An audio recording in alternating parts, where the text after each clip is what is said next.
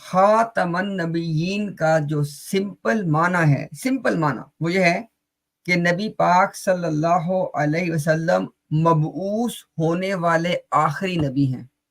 بالکل بالکل، آپ کے بعد اللہ تعالیٰ کوئی نبی مبعوث نہیں کرے گا۔ یس، جہاں تک تعلق ہے عیسیٰ علیہ السلام کا، عیسیٰ علیہ السلام نبی پاک صلی اللہ علیہ وسلم سے پہلے مبعوث ہو چکے ہیں۔ ایگزیکٹلی، یہاں یس، ٹھیک ہے۔ یہ اب یہاں میں نے یہ ایک سیکنڈ میں نے اس سے پہلے اس کی ایک مثال بھی سمپل انداز میں دی تھی کہ فرض کیا، ہم صرف سمجھنے کے لیے کہتے ہیں کہ اگر نبیوں کی تعداد، اگر نبیوں کی کل تعداد، صرف سمجھنے کے لیے بات کر رہا ہوں، 10 ہو 10، تو عیسیٰ علیہ السلام جب واپس تشریف لائیں گے تو کتنی تعداد ہو جائے گی؟ 10 ہی رہے گی، 10 ہی رہے گی۔ لیکن جب مرزا صاحب بطور عیسیٰ ابن مریم کے آتے ہیں، تعداد کتنی ہو جاتی ہے؟ 11۔ تو عیسیٰ علیہ السلام کے دوبارہ آنے کی صورت میں کسی نبی کا اضافہ نہیں ہوتا اس سلسلہ کے اندر، جبکہ مرزا صاحب یا کسی شکل میں بھی کوئی بندہ کوئی بھی آئے تو نبی کا اضافہ ہو جاتا ہے۔ اسی کو ہم ایک اور انداز سے کر دیتے ہیں عقیدے کے اعتبار سے۔ جس عقیدے پہ صحابہ کرام اس دنیا سے تشریف لے گئے ہیں نا، وہ عقیدہ حق ہے۔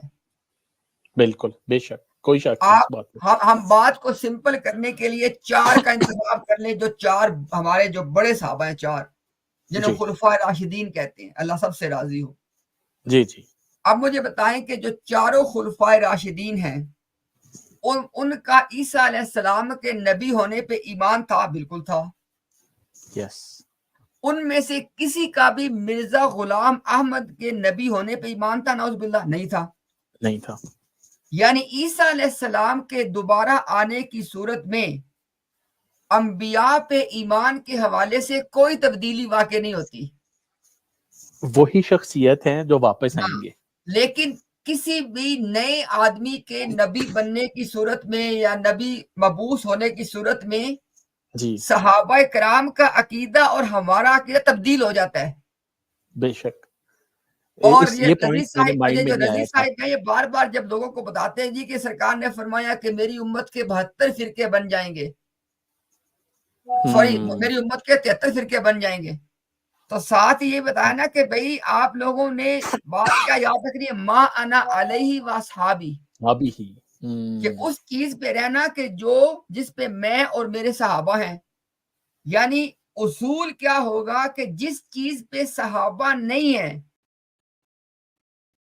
وہ دین نہیں ہو سکتی، وہ عقیدہ دین نہیں ہو سکتا۔ یہاں پہ بات ہو رہی ہے عقائد کی۔ دیکھیں جہاں تک دنیا کے معاملات کا تعلق ہے وہ تو بات نہیں ہو رہی، ذرا آپ بندہ کہہ رہی کہ لاؤڈ سپیکر صحابہ نے استعمال کیا، بھائی وہ دنیا کی چیزیں ہیں، دنیا کی چیزیں۔ یس، جہاں تک عقائد کا تعلق ہے، عقائد بس اتنے ہی ہیں جو نبی پاک صلی اللہ علیہ وسلم نے صحابہ کو سکھا دی، ہم تک پہنچ گئے۔ یا اب دیکھیں 2 ہی صورتیں ہیں، یا تو کوئی آدمی یہ دعویٰ کرے کہ سیدنا عمر الفاروق ہوں، ابوبکر صدیق ہوں، علی المرتضیٰ ہوں، عثمان غنی ہوں، اللہ سب سے راضی ہوں، اگر ان سب میں سے کسی کے بارے میں کوئی بندہ دعویٰ کر سکتا ہے کہ وہ مرزا صاحب کو نبی مانتے تھے؟ نہیں کر سکتا۔ تو جیسے ہی کوئی آدمی مرزا صاحب کو نبی مانے گا تو اس کا عقیدہ اور صحابہ کا عقیدہ مختلف ہو جائے گا۔